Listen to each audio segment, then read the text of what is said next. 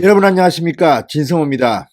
청와대의 울산시장 선거 개입 의혹을 수사 중인 검찰이 아주 중요한 핵심 단서를 포착한 것으로 보입니다. 동아일보의 단독 보도입니다. 박형철 전 청와대 반부패 비서관이 울산지검에 전화를 걸어서 경찰이 압수수색 영장을 신청하면 받아들여라, 거부하지 마라, 이렇게 연락을 했다는 사실이 드러났습니다. 자, 박형철 전 비서관, 윤석열 검찰총장과는 형님 동생하는 막역한 후배입니다. 그런데 청와대 반부패 비서관으로 있을 당시 이 일의 핵심적인 참고인 중 한 명입니다. 백원우 민정비서관은 박형철 반부패 비서관을 통해서 경찰에게 첩보를 인첩했습니다. 형식상 박형철이 이런 공직자 비위 수사를 담당하는데 의외로 대통령 친인척 관리를 하는 백원우가 움직인 겁니다. 따라서 할 수 없이 백원우는 박형철 전 비서관을 활용한 것으로 보입니다.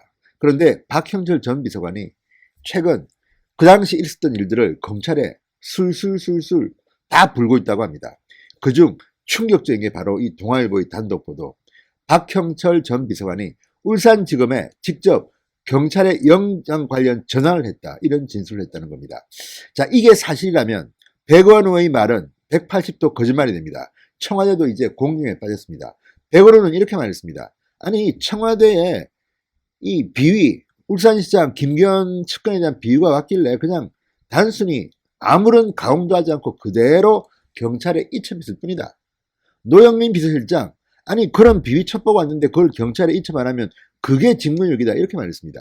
그런데 박형철 전 반부패 비서관의 말이 사실이라면 그냥 전달한 게 아니라 청와대가 계속해서 케어했다, 완전히 관리를 했다는 겁니다. 그리고 직접 지시도 했다. 이렇게 해라, 저렇게 해라. 자, 박형철 전 반부패 비서관의 증언이 중요한 이유는 이게 청와대 문재인 대통령에게 직격탄이 될 수가 있기 때문입니다. 진성호의 융단 폭격 시작합니다. 문재인 정부 청와대를 융단 폭격합니다. 방송에 앞서 아직 진성호 방송의 구독자가 아니신 분들은 붉은색 구독 버튼 꾹 눌러주시기 바랍니다. 더 좋은 방송으로 보답하겠습니다. 자, 6.13 지방선거를 앞두고 경찰이 김기현 전 울산시장 측근 비리를 수사할 당시 구속영장 이런 단계까지는 가지 않습니다. 그냥 조사를 들어가는 단계입니다. 근데 문제는 시기입니다. 6월 13일 날 선거가 있습니다. 3월 중순쯤 김기현 당시 울산시장한테 한국당 후보 공천이 떨어집니다. 그 전에 지지도를 만회하기 위해서 송철호가 울산시청을 한번 쳐야겠다, 습격해서 압수수색 해야겠다, 이런 계산을 청와대가 했는지 모르겠습니다. 어쨌든 시점이 중요합니다. 당시 울산지검과 울산경찰은 상당히 앙숙관계였습니다. 무슨 고래고기 사건 때문에 서로 쳐다도 안 볼 만큼 굉장히 갈등이 심각했습니다. 그렇기 때문에 청와대가 만약에 울산시장 하명 수사를 시켰다면 울산경찰이 이 압수수색, 울산시청에 대한 압수수색 영장을 신청해도 검찰이 찢어버리면, 발려버리면 끝장납니다. 그래서인지 모르겠지만 상당히 울산은 경찰과 검찰이 사이가 안 좋습니다. 그러니까 경찰, 당시 황운하 울산지방경찰청장입니다.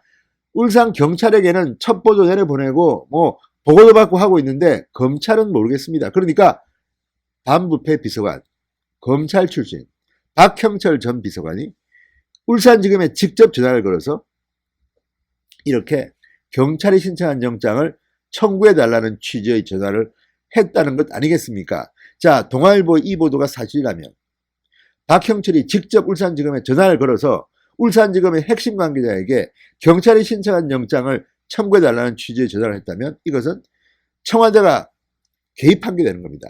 단순히 첩보를 이첩한 게 아니라 개입한 겁니다. 자, 서울중앙지검 공공수사 2부 김태원 부장검사는 최근 박형철 전 비서관으로부터 이 같은 진술을 확보하고 조서에 기록을 남긴 것으로 확인됐다고 동아일보가 보도했습니다. 자, 백원우 전 대통령 민정비서관이 2017년 하반기 박 전 비서관을 통해 김 전 시장 측근 비위 관련 첩보 보고서만 경찰에 이첩했다. 그리고 이후 경찰 수사에는 관여하지 않았다고 말한 청와대의 기존 해명과는 완전히 다른 겁니다. 박형철이라는 사람은 검사 출신입니다. 함부로 움직이지 않습니다. 그리고 자신이 했던 행동이 뭘 의미한다는 걸 알고 있습니다. 분명히 박형철 비서관의 말이 맞다면 이것은 불법을 자행한 겁니다. 자, 그리고 박형철 전 비서관은 청와대 누군가의 요청을 받고 울산지검에 전화를 했다고 합니다. 검찰은 백원우 전 비서관이 요청했을 가능성을 높게 보고 있습니다. 자, 백원우는 계속 수사 개입을 부인했습니다. 그런데 박형철 전 비서관으로부터 충격적인 증언이 나온 겁니다. 박형철 전 반부패 비서관의 행보, 백원우의 행보를 살펴보면 박형철이 굳이 전화를 왜 했겠습니까? 백원우는 직접 전화할 만한 자리에 있지도 않고 위치에 있지도 않습니다. 따라서 박형철을 이용한 게 아닌가. 박형철도 반부패 비서관이라는 자리를 활용하기 위해서는 자신의 영향력이 미치는 검찰 쪽에 전화를 걸 수밖에 없었던 게 아닌가.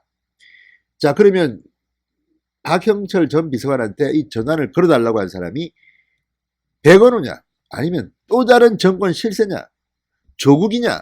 민정수석은 조국이었습니다. 상사가 조국이었기 때문에 그런 가능성도 없지 않습니다. 설마 문재인 대통령이 하진 않았겠죠. 자, 지금 이것은 굉장히 중요합니다. 박형철 전 비서관이 검찰에 소환돼서 이렇게 진술한 뒤에 검찰이 굉장히 바쁘게 움직입니다. 16일 여러분 아시죠? 경찰청 본청의 전산 서버를 검찰이 압수수색했습니다. 청와대 파견 경찰관과 울산 지방경찰청이 어떤 이 소통을 했는지, 이메일을 주고받았는지 뭐 했던 건지를 지금 확인하고 있습니다. 이런 것들을 보면 지금 서울중앙지검 공공수사 2부입니다. 상당히 깊숙이 개입하고 있는 걸로 보입니다. 상당히 많은 물증을 확정한 것으로 보입니다. 그렇지 않으면 이렇게 박형철 전 비서관을 부르고 박형철 전 비서관 등의 진술을 토대로 또 경찰청 본청을 두 번째로 습격했겠습니까? 자, 박형철 전 비서관이 상당히 중요한 요소입니다. 당시 걸리지 않는 곳이 없지만 윤석열 총장과 친합니다. 그래서 다 불고 있는지 모르겠습니다.